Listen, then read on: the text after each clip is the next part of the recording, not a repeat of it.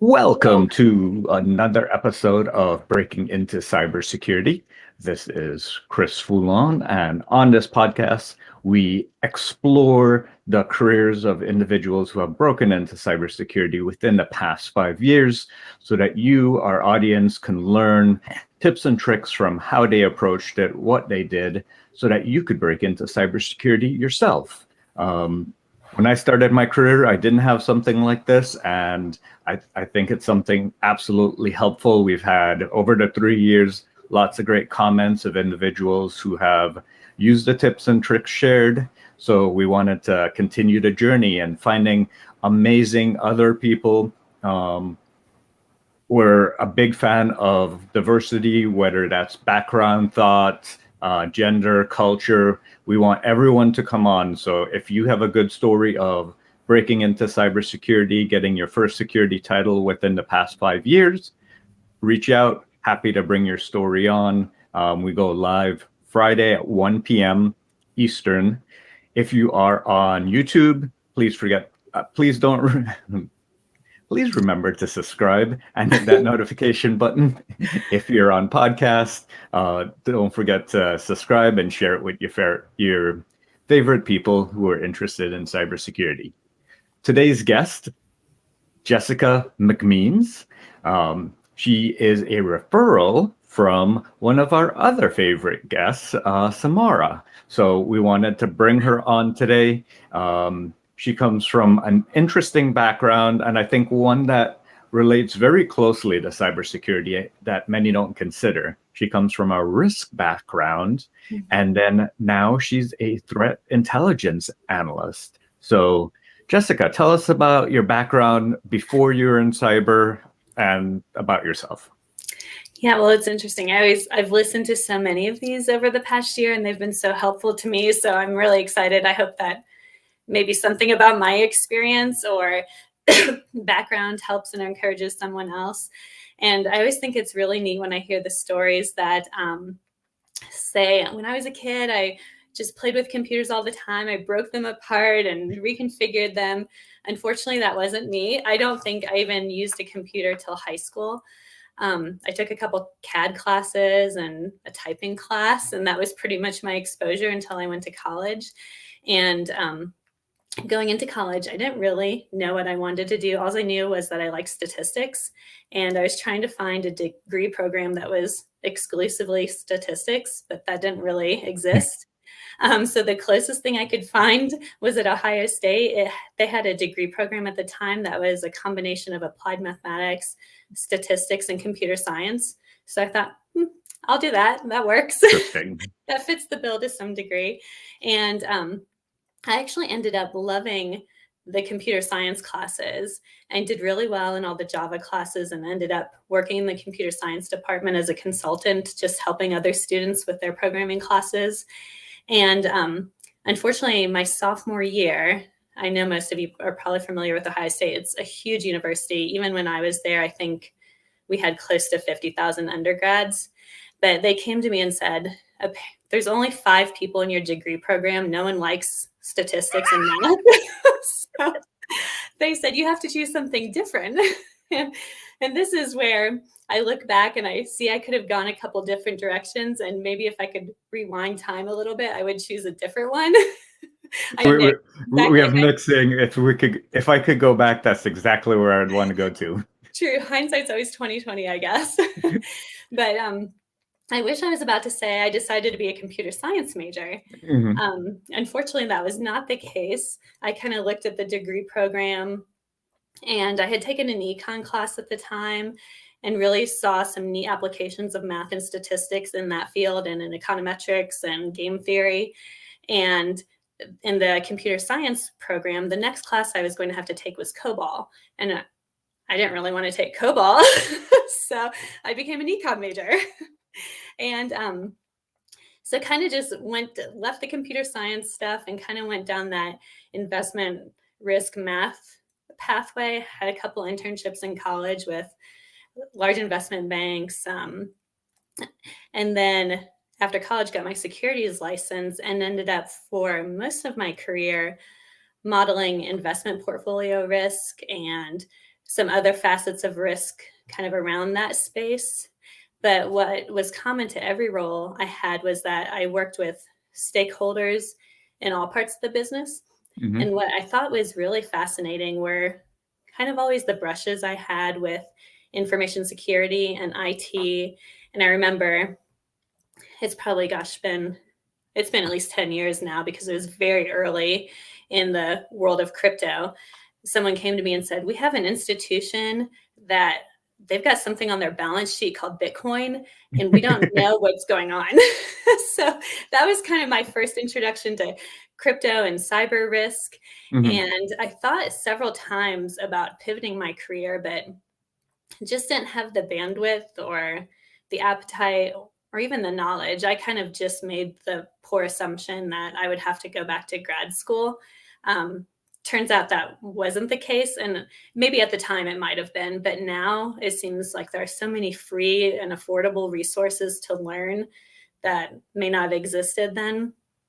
So I guess fast forward a little bit through my career. And then a couple years ago, I have kids. My youngest was a couple of years from kindergarten, and I kind of decided that I just wanted to stay home full time until she started school. And I always had the intention of going back to work, but a few months in, I started thinking about whether I really wanted to go back to this risk and finance arena, or if maybe this was my one chance to pivot my career. And that's kind of what I decided. My husband actually pivoted his career almost 5 years ago, I think. And he was a pen tester at the time. And he said, we need more diversity in the field. You have a great skill set.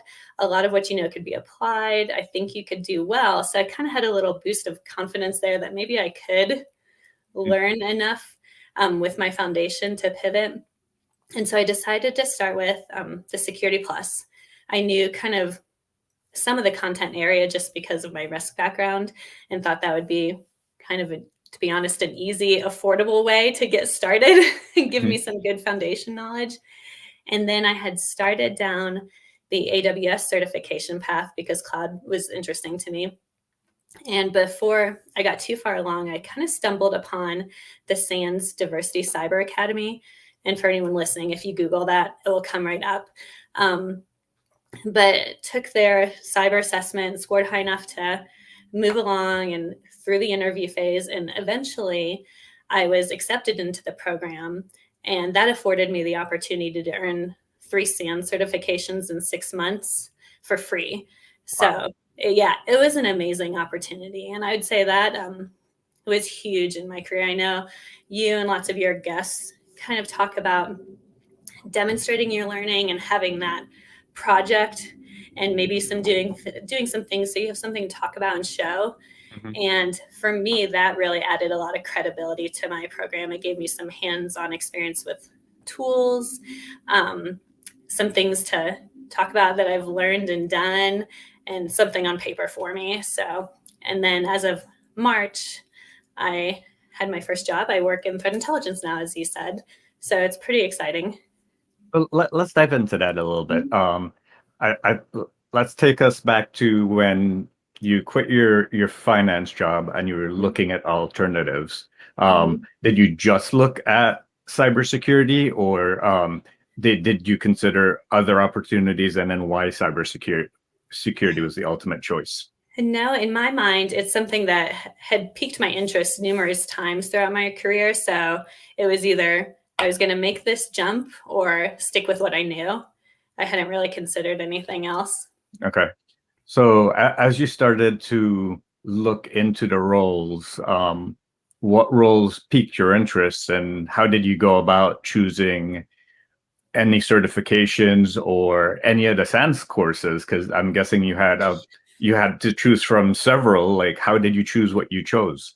Well, honestly, I'm glad I didn't have to make many of those choices, because in the SANS program, they kind of tell you these are the certifications you're going to do. So they start you with the foundations. You take the Mhm. GSEC and the GCIH, which are great. And I think the idea of the program is to equip students with the skills that are typically required for your first job in Mhm. cybersecurity. I think a lot of people end up in SOC roles. So those are good certifications for that. And then the third certification, if you choose to, you do have some options. And I had already received a job offer, so I went with the threat intelligence certification since it was Okay. so applicable to my role. But yeah, I did, to back to your point, there's an ocean of opportunity, I feel like, in so many different specializations. It's really hard to navigate that and understand. So I was fortunate in that my hand was forced a little bit. I didn't have to consider So all it's of like those fate. options. Well, But yeah, like starting with the foundations was huge. one of the things that I think about a lot throughout my career is exactly the role that you were in. And one of our guests is saying, "Congratulations, what are some of the transferable skills?" And that's the question that I was going to ask. Like in your risk modeling, do you see yourself currently modeling cyber risk or using that experience to make decisions right now? Yeah, every day, actually. I think that's a great question, is for career changers. I think you really have to evaluate your experience, not discount it, because it's incredibly valuable to whatever the future role you hope to have. Um, I would say that I told someone the other day, I don't know. Some days I don't feel like I've changed careers that much. I feel like I'm just analyzing a different set of data. But I had to acquire knowledge to analyze that set of Mhm. data. So I definitely say that my analytical skills and those quantitative capabilities come in handy every day. And then also, just the uniqueness of my previous roles, working with stakeholders in different parts of the business and up and down the business. I think there's definitely a need for communication and writing skills, which I know no one loves to demonstrate. So being able to do some of those things that are helpful in business roles really transfer well to the cyberspace, I think. And let's talk about that stakeholder engagement. How does that stakeholder engagement work on the threat intelligence side? Because I think some people think threat intelligence is about just looking at the data pulled in from the threat intel feeds, or going out on Twitter and seeing who's being attacked, or how do you use threat intel in your role to work with all those stakeholders? Yeah, I mean, that is a lot, but the threats that any organization is exposed to touch different parts of the business. So it's important to understand those pieces and be able to work with those stakeholders. But also, once you identify a threat, if you can't communicate the need and the risk and the magnitude of it, then there's really no point in your job, I feel like. It's nice for our team to understand it and to see the imminent threat we potentially face, but if we can't communicate that to decision makers, then I don't think we can do our jobs effectively. Well, let's talk about that. So, how do you go about quantifying a cyber risk in a way that an executive can understand? That's my goal for this year. Okay. um, I don't know if you've talked to Samara about this, but I mean, it is challenging. It's possible, Mhm. but that's one of my major tasks for this year, is to build models to quantify that risk in a way that the business understands. And ultimately, the business understands dollars. They understand the P&L, the profit and loss statement, and they want to see how it impacts the bottom line. Absolutely. And I think one of the ways, and it doesn't involve the modeling, but it Mhm. involves saying the application or the system that is impacted, the potential for an outage, what that outage might cost on an hourly basis, if you understand that. And I'm sure from your finance background, you know who to talk to try to get those numbers and try to Yes. quantify that. Right. And that's another piece. Threat intelligence is so broad. There's so many different areas you could specialize in. You may be able to identify threats, but you're not going to be an expert on every system or technology or product that's impacted. So being able to first track down those people and then have conversations with them so you can understand how the threat translates into a specific risk for the business is important. So I think you mentioned a good point. One of the comments from our guest, Sterling. Thank you for joining us, Sterling. I'm starting to see a lot more in-role expectations, technical presentation, technical writing in simple terms. Great point. Communications grad here working on getting in the tech space and swiftly into something that's more cyber defense related. But thanks for joining us, Sterling. Yeah. What were some of the challenges that you faced after your SANS course? So you did a lot of studying, you did some hands-on tools, but now you're in a real world job. What were some of the unexpected learnings, and what were some of the transferable skills that you were like, huh, I didn't think I could apply it that way from your finance background? That's a tough question. I mean, I feel like I'm learning every day still. There's That's so okay. much to learn. There is That's so much to true. learn. But it's great. I think that's one of the things I like about the field is that there's always something to learn. I felt like in my previous career, I'd kind of gotten to the point where I wasn't going to learn much more about securities than already existed. So, but some of the challenges or unexpected challenges I've faced, I don't know. That's a really tough one. I think the communication part is a challenge because you have teams that aren't familiar with that aspect or maybe don't have some of those skills. Or as we mature these processes, any organization right now, well, depending on the organization you work in, you may not have the most mature processes. So you're trying to build those and create bridges with people. And so that's always a challenge just when you're working with people. And in a large organization, I think you guys know I work for Cardinal Health, but it's an enormous organization. And I think that was an unexpected challenge for me. I still don't know if I understand the business completely. So I feel like I learned something new every day about Cardinal Health. It really does take time. And I mean, for example, I work for a big financial institution, and even after a year, I'm finding out new products and servicing that they do. But over my career, I've seen organizations change their perception of risk or risk communication up the chain from red-green stoplights to starting to quantify in numbers or risk impacts and putting that into dollars and cents. What are some of the things for the financial majors, the math majors, the teachers that they could bring from their career potentially into threat intelligence or into cyber from your perspective? I think exactly what you said. I mean, your sector is really mature in that space, I feel like, compared to a lot of other sectors. So there's already some good work there, but someone coming in and having a security perspective and that knowledge, but then also having the quantitative capabilities. I'm sure I know people in your organization on the risk team have PhDs in mathematics. So not that you have to know that much math to perform well in cybersecurity or focus on that aspect of risk in the space, but having some foundational skills and just experience modeling losses and just understanding the principles behind those and just common decision analysis is key. I think those would transfer really well. Okay. So you mentioned in the studying that you did the foundation, the GCIH, is that the incident response one? Yeah, that's Okay. incident handling. Yeah.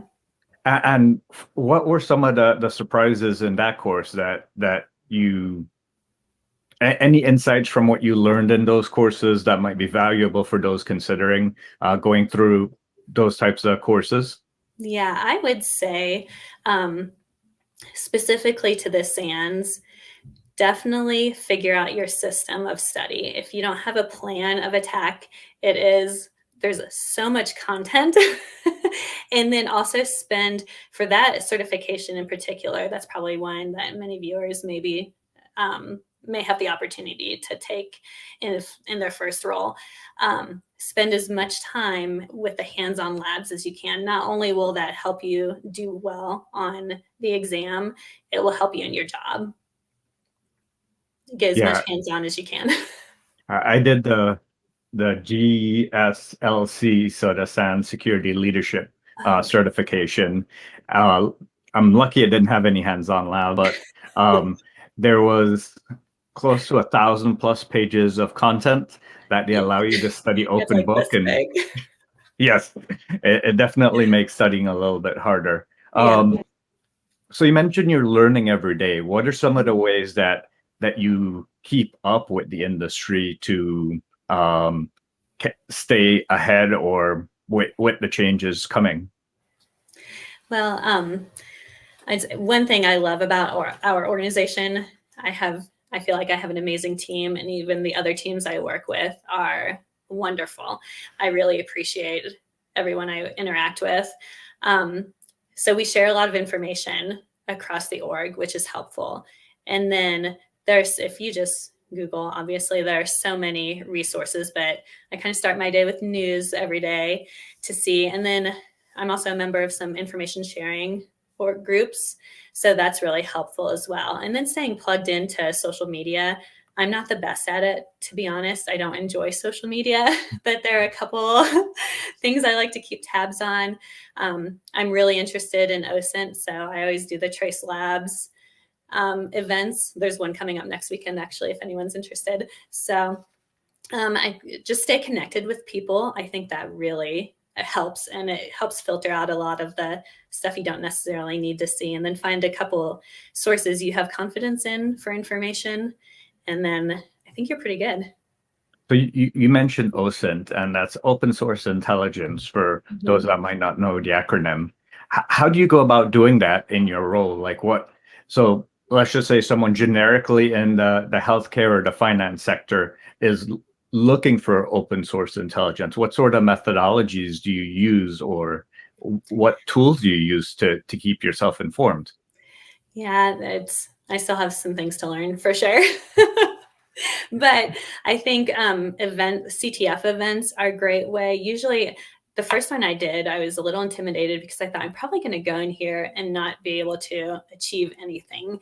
But they're really beginner friendly, and everyone will find something. And then you learn more than you find usually. Mhm. So I think that's a great way to continue learning in that space. A lot of the resources you mentioned, cyber threat specifically and threat intelligence, Mhm. depending on your organization, you may or may not use a lot of OSINT Mhm. in the terms you think of it, but you do a lot of online research regarding specific malware campaigns or threat actors.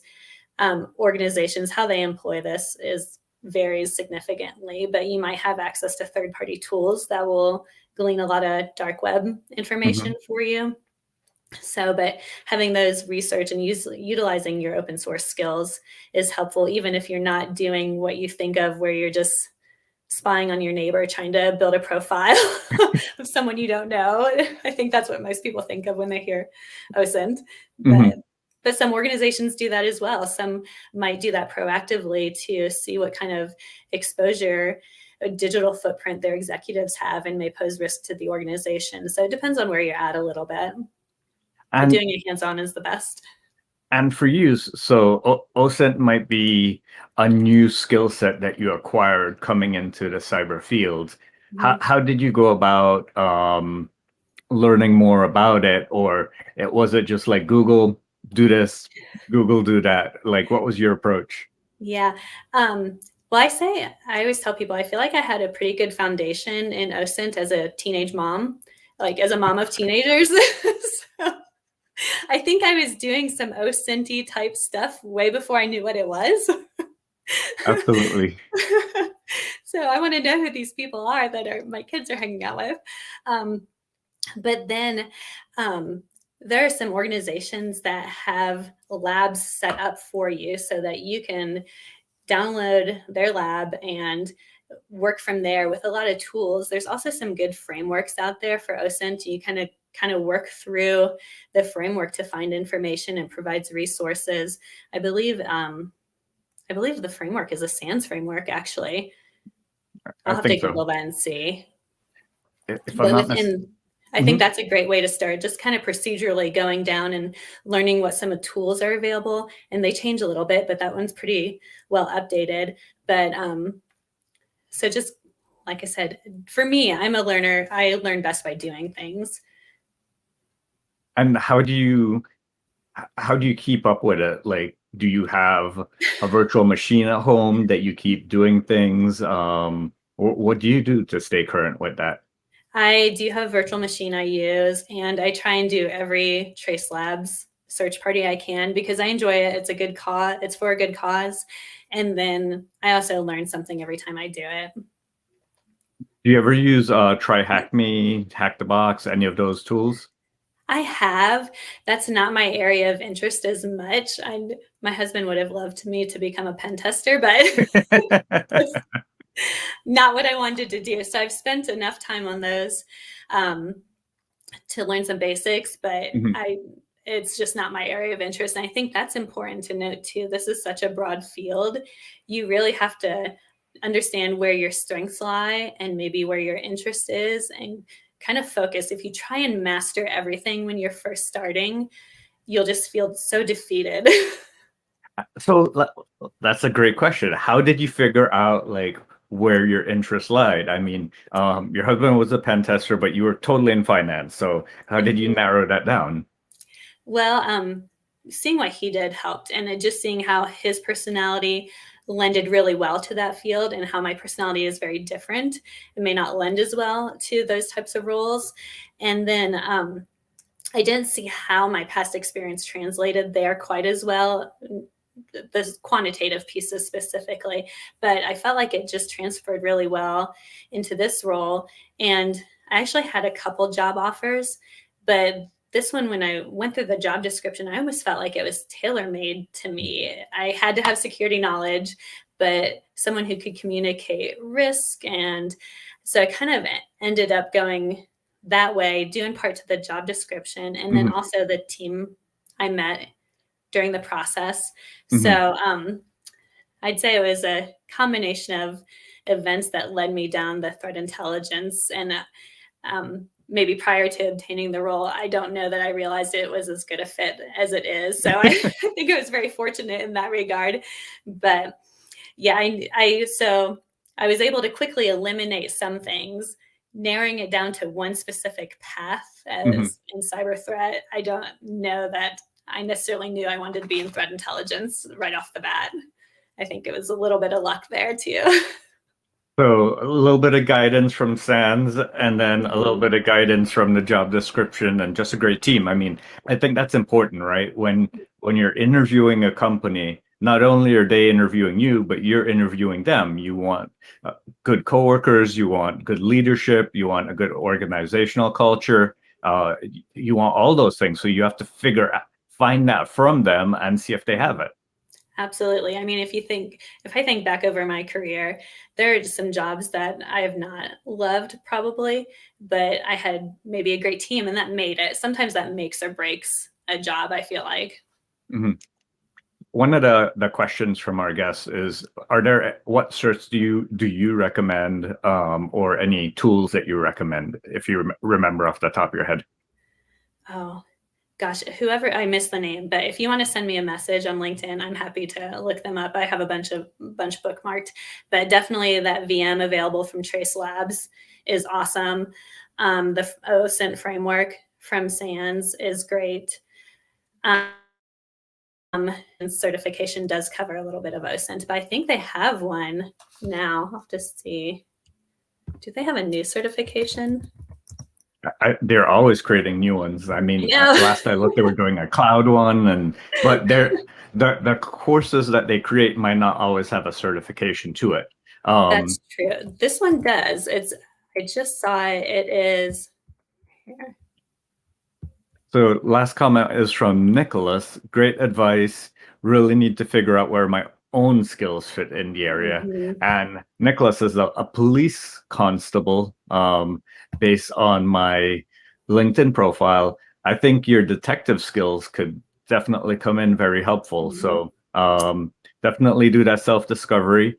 We're at the half-hour mark. So Jessica, I like to summarize everything. And is there any piece of what would one piece of advice to summarize your whole transformation into cybersecurity for some of our guests would be? I would say find at least one person, a couple people who will not only encourage you because it's tough and daunting, but also challenge you, because otherwise I wouldn't do things like this. So I think that. Perfect. Well, there is a saying that says, "You are the sum of all the people you hang around with." So if you have some challenging people around you, they definitely work to challenge you.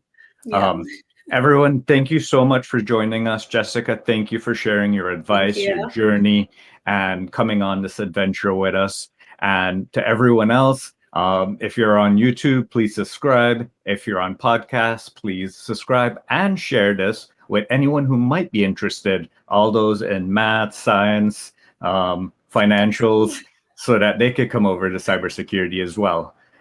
Have a great day, everyone. Thank you. Bye. Thank you.